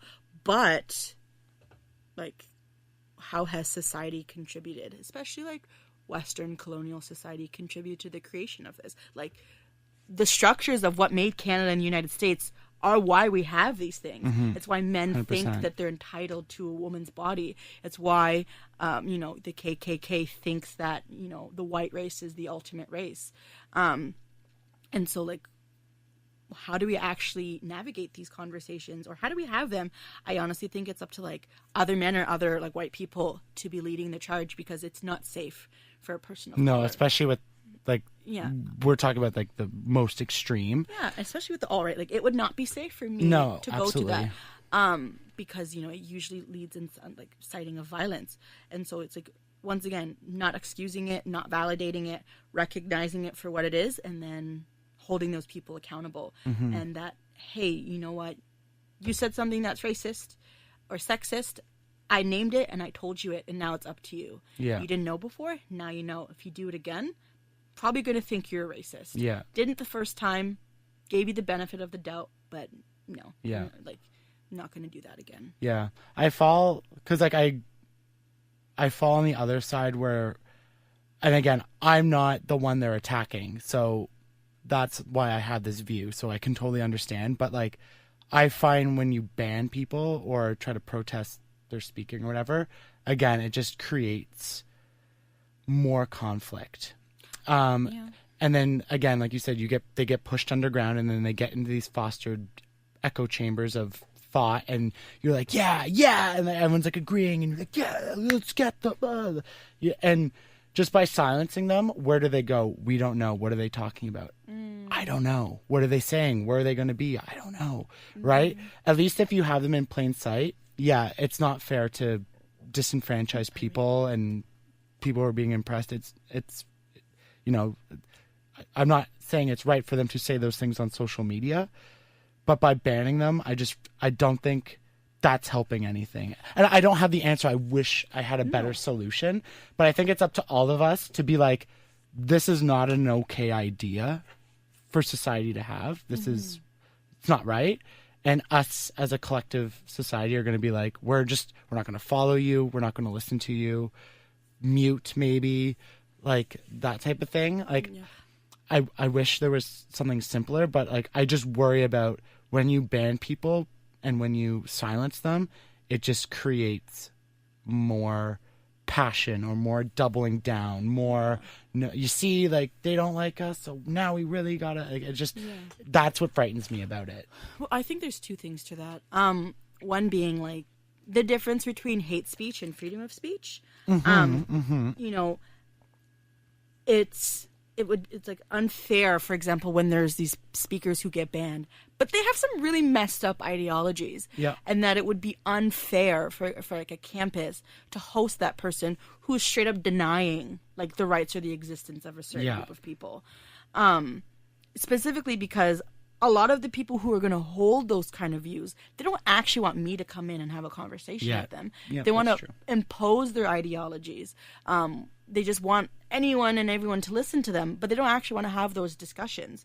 And so that's the difficulty, is that, you know, if people had those shitty views, but they're open to hearing other perspectives or to being challenged, that's different. But I think, unfortunately, like if we're going extreme far right, or even extreme far left, is that we don't actually want to hear what other people have to say. 100%. We just want a platform to say it. So that's where it's like, do we just ban them until, like, I don't know what the solution is, but I just think that we're at such an interesting point in time right now. To me, it all, I think, funnels back down to education. I think that's where everything starts, and having a good education system for children to foster and grow. And like you said, understand the in history of, you know, the people of that land and their communities, and like, but like, not only that, like everybody, like just have a truly all-encompassing education system. So when you're a child, I truly believe no one is born with hate. That is completely learned. Yeah. So if your parents are racist or you're growing up, but if everyone's growing up in this thing where it's incredibly diverse and educational, and you understand this person's background, and everyone's just it's just, you don't know anything different. Like everyone's just growing up with this. I just think that like you'll always have the people, you know, if you have 1,000 people in a room, you're always going to have a couple assholes in there no matter what. Yeah. Some people, unfortunately, just, whether it's mental illness or whatever, just they don't do that. But if you grow up with people with truly understanding all aspects of humanity, I think really like most people would grow up to be level-headed, tolerant, understanding adults. And then the people who weren't, we could be like, yeah, no, like you're on your own there, buddy. Like, go for it. I was curious to know what you thought about the Gillette commercial. That was, which one was that? Toxic masculinity. It's interesting. I loved it. Yeah, I supported it. I agree. Like, I played hockey. You know, at one point, like, I'm ashamed to say it, but I was one of those fuckboys. You know, like treating girls like shit just to get sex, unfortunately. And it took a couple years for me to finally be like, wow, I was a piece of shit. Doing the similar thing to you, as going as far as being like, hey, no, it's been a couple years, but I just wanted to let you know I was a piece of shit, and I'm really sorry for that. Which was a weird experience, but anyways. I haven't watched the commercial in a while. Do you still remember it pretty fresh? Yeah. Oh, they just talk about like... Go through it, because I'll remember it, because I remember it being a thing. They're talking about like rape culture and the Me Too movement. Yeah. You know, how we say boys will be boys, and we let like boys beat each other up. Like when they catcall women. Like the boys of today are the men of tomorrow, or something like that. And it was like, is that the best we can be, or something like that? No, yeah, okay, thank you. So, yeah, like I said, like I've seen guys treat women like shit, and I have a lot of women friends, and they tell me stories, and I'm like, fuck, man. Like, I'm sorry. Like, I know guys are shit. Like, I'm sorry. I was shit too. Like, it kind of happens. And unfortunately, it does happen. One, I think, is biological in a way, coming as a man, not as so much as when you're adult, but when you're a teenager, like, it's a free-for-all. Like, all you do is think with your penis. Like, women do that too. I know that now. Yeah. I know that now. Which I think is, like, once again reflective of the educational system, is that people don't... Well, women aren't free to express their sexuality the same way as men. You know, being in a high school, if a man slept with a girl... slept with a woman, he was like the man. Yeah, and if it was ever found out that you did that, whore for the next 4 years of your life.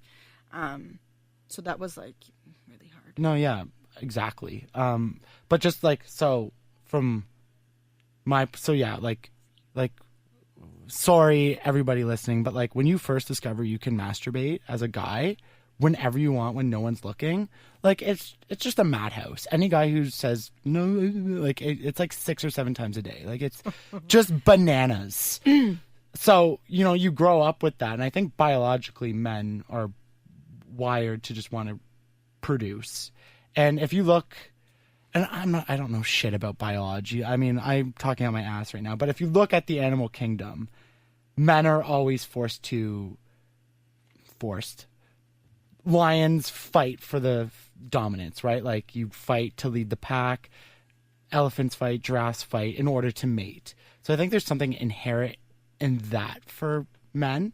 And I think where we failed as a society is teaching men how to control themselves. And like young holding boys, them accountable for it. holding them Like, that's accountable, not okay. teaching young boys how to be like respectful and responsible. You know, growing up as a little girl, if a boy hit you, you're told it's because he really likes you. So now as a woman, if I grow up and a man hits me, am I going to associate it with that same thing?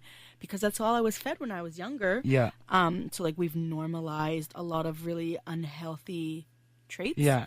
And like just the thing about, I always find that's, well, I believe is that, you know, all of the societal things that exist, these gender roles and these gender restrictions, you know, specifically like against men, it's from other men, realistically, right? Like mostly, yeah. The foundation of, let's say, Canada, like the deep old school values and traditions where a man doesn't cry and he's strong and dominant, and that came from other men because women didn't have power or influence to like control those things.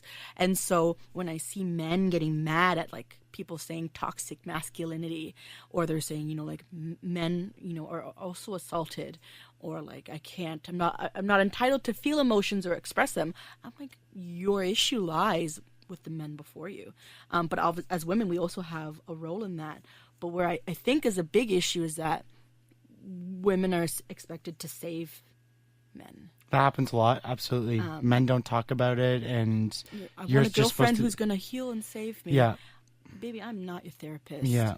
And so that's where it's like it's really important to have these conversations and to create spaces for men to have these conversations, but it needs to be led by other men. Yeah. Women mobilize to get the right to vote.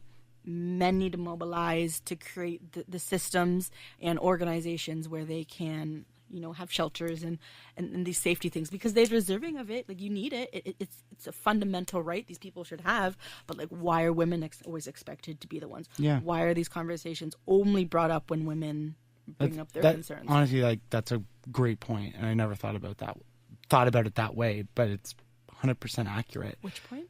Like that men need, like, men are like all these issues are happening to men because of decisions made by men, or like, you know what I mean? So they decided what the family was going to look like. Yeah. So, you know, and back, like, just wrapping up the point before, while a lot of that stuff is biological and it's hormones, just like women, when they're going through the hormone changes, have their certain things, that still doesn't mean you can't have respect for other people, and women especially. Like, just because you're going through all these changes, like, that's not an excuse for not being respectful or, you know, sexually assaulting people. And like, I was able to control it. Like, everyone can control it. Yeah. It's happening, but like, yeah, it's giving the tools to deal with that. It's just gross when you see guys being like, it's our animalistic instinct to like be sexual. And I'm like, you know what? Shut the hell up. Like,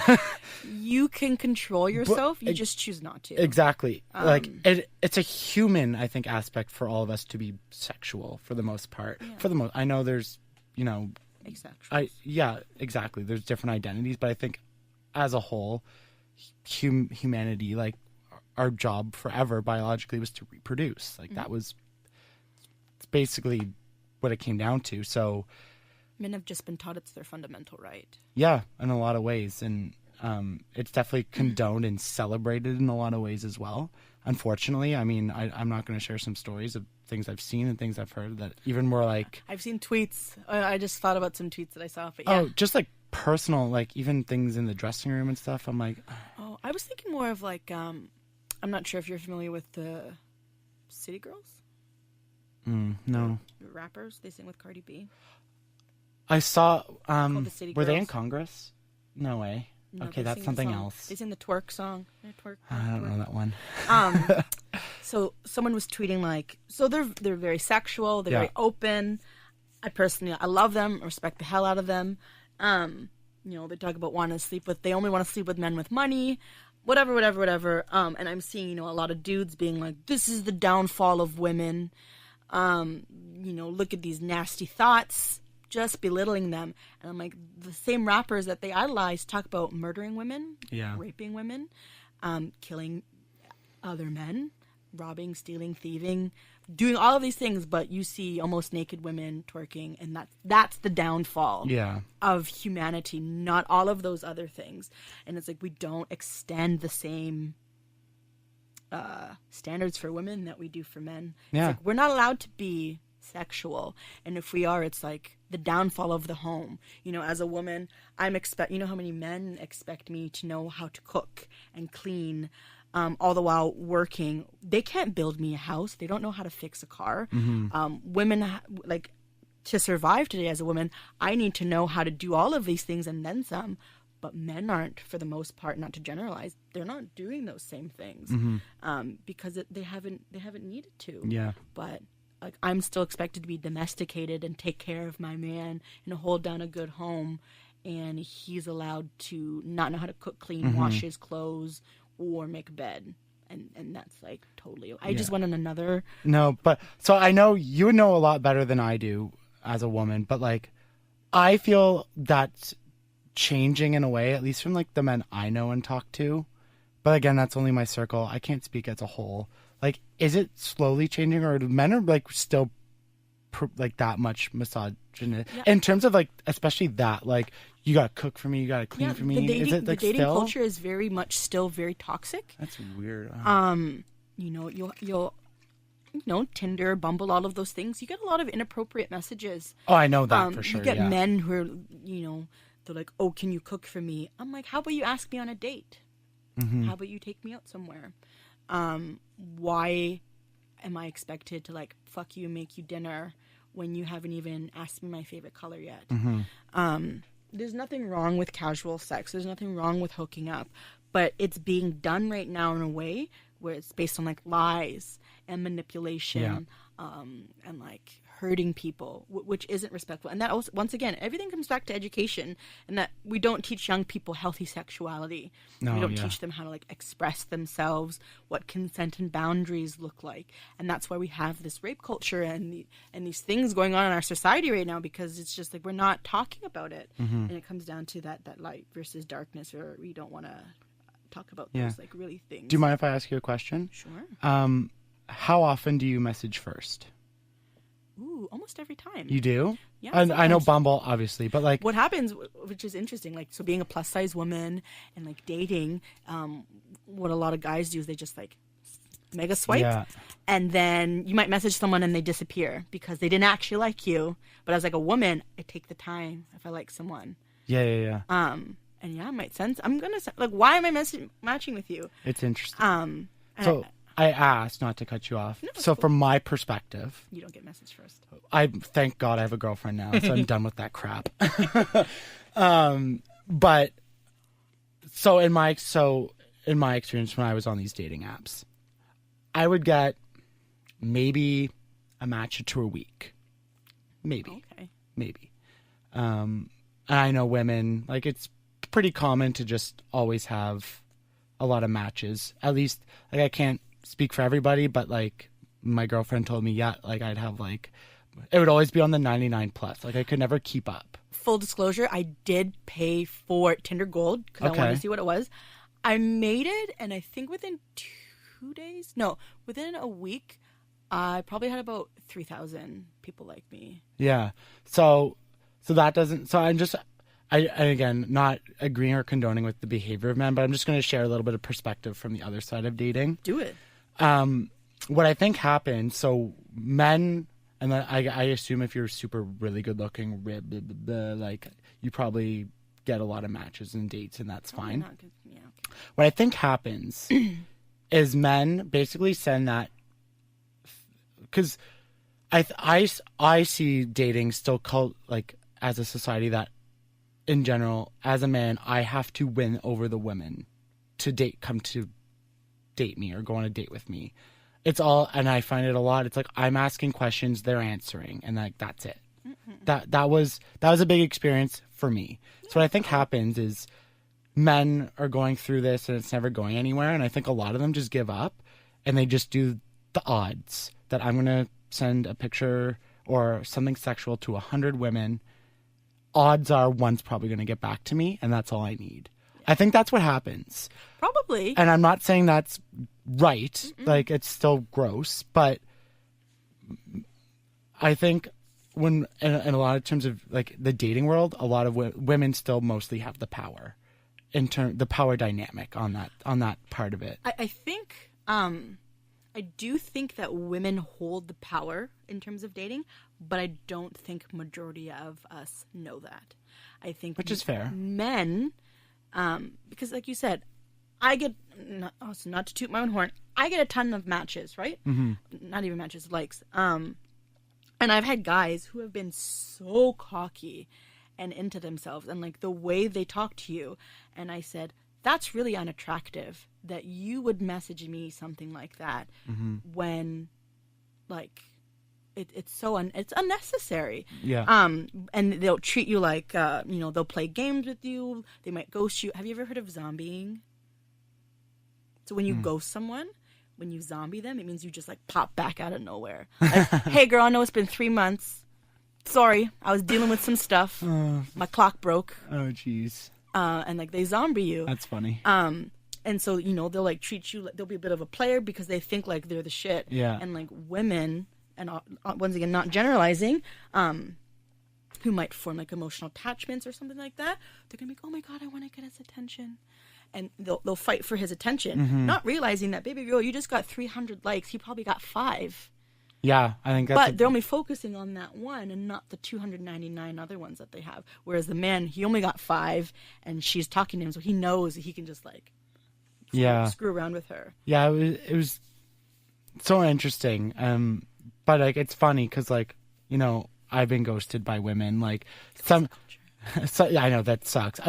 Sometimes I see a little bit of hypocrisy, and especially in dating. Like, oh my god, it's like, so much. Like whatever, men are trash. Like that's fine. I know a lot of men are trash, but like, don't act like they're trashy women. Yeah, like don't act like it's not. It's like they're just shitty people. They're just. There's crappy dating habits, absolutely, and it comes down to like we're not teaching our young people how to date. Again, yeah. We teach them how to date, how to communicate, what's a boundary. Like we don't teach them that, and there's this whole romanticization of finding the one, and that person's going to be your everything and anything, and they're going to save you and heal you, and they're going to do anything that you need. Is like what I think a lot of young people view like love and relationships. It's just not realistic.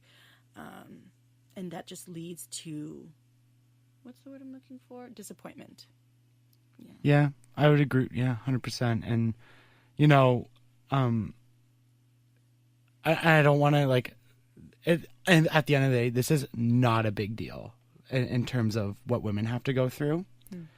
But in the, the movement now of Me Too, yeah, that's fine. In that movement, like, it's good. You have to be very cautious of what you're doing now in a way. So, because what I'm trying to get at is like, every person is different and what might be okay to one woman might not be okay to the other. And it's very tricky. Sometimes women are like, men don't talk to women at all in public. It's scary. And then other women are like, I don't understand why men aren't talking to me. I don't get it. Yeah. You know what I mean? It's like, the navigating the landscape.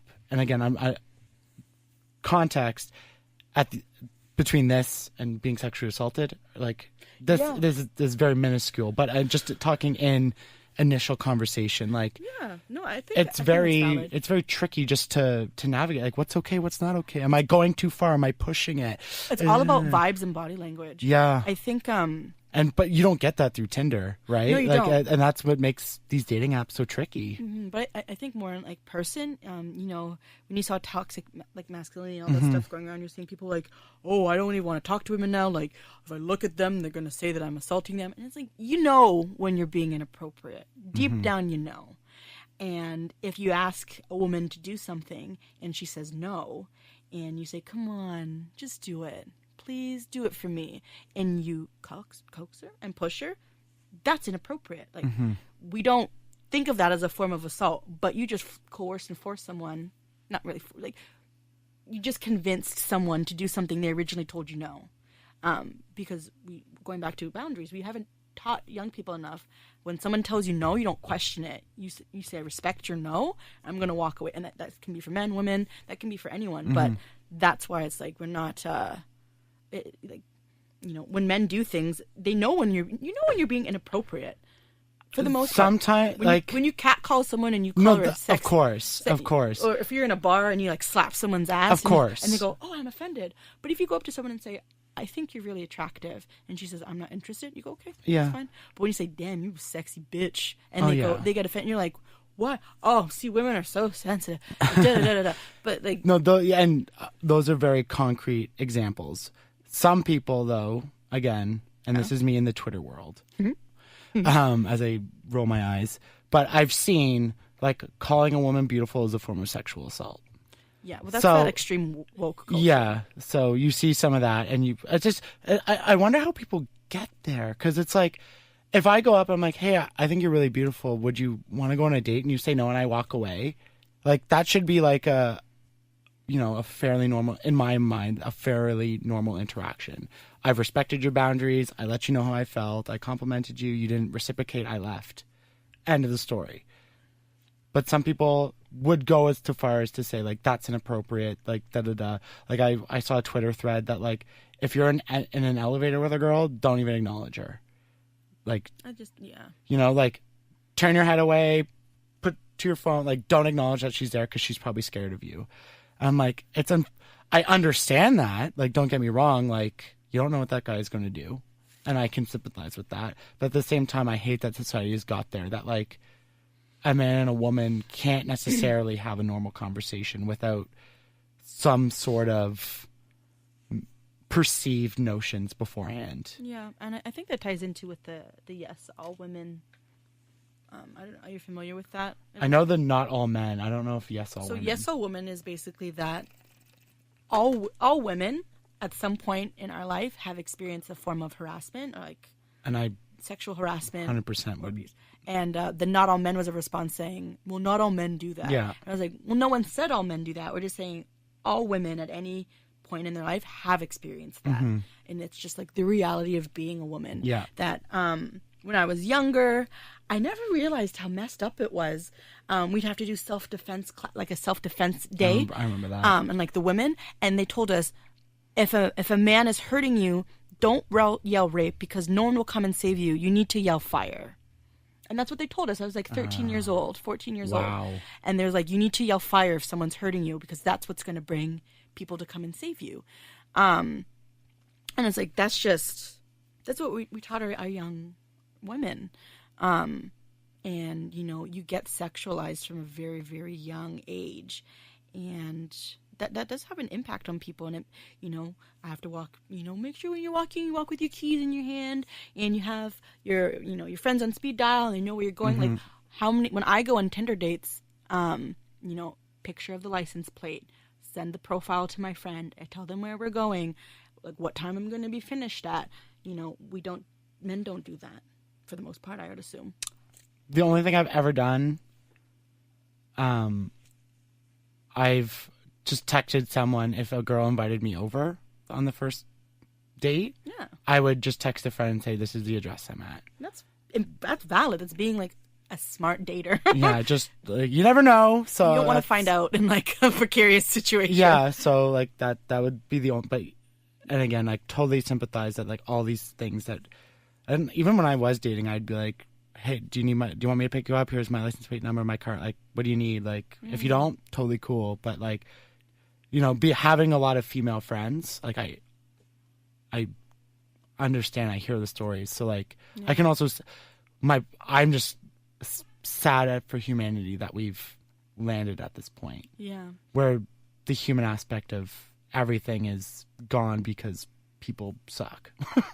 But I do think that there is, like, I do have a lot of hope in our young people and I agree, yeah. the movements that are taking place. I think, you know, despite all of the bad things that are happening, there's still a lot of good. And we know we should be proud of that good and we should celebrate it. And yeah, it does make me really hopeful that things will get better and continue to become like a healthier, happier society. You know, I think I have to believe that, because if not, then it just seems so hopeless. Yeah, no, but I agree. Like Generation Z, you know, people 95 and younger. 95 and older?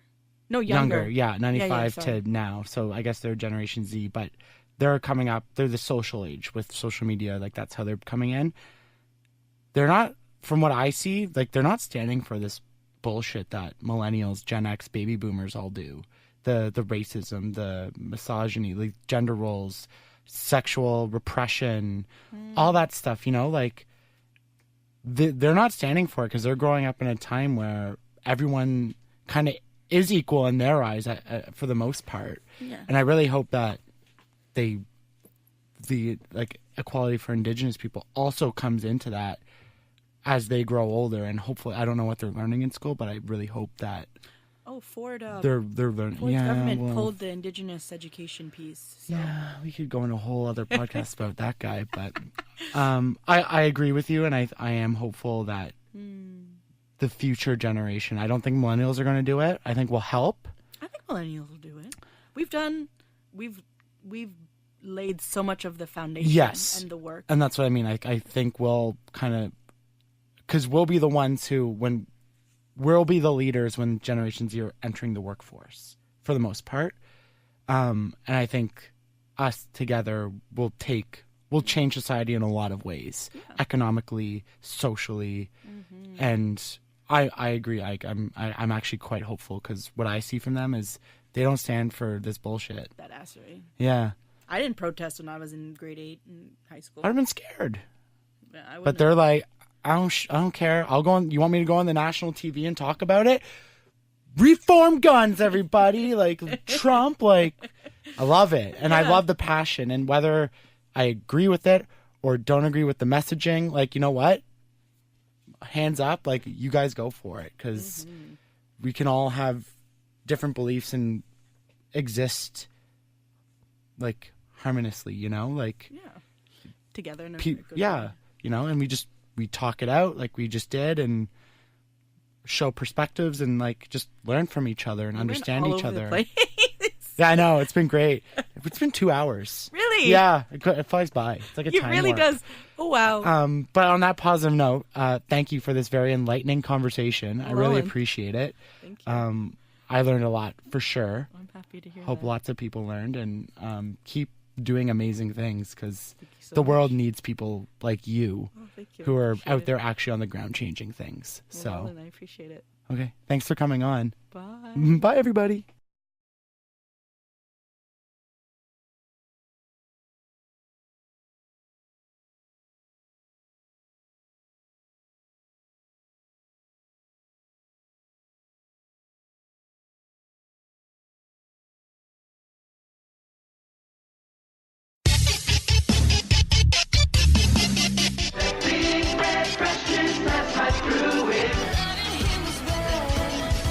You take the red pill, you stay in Wonderland, and I show you how deep the rabbit hole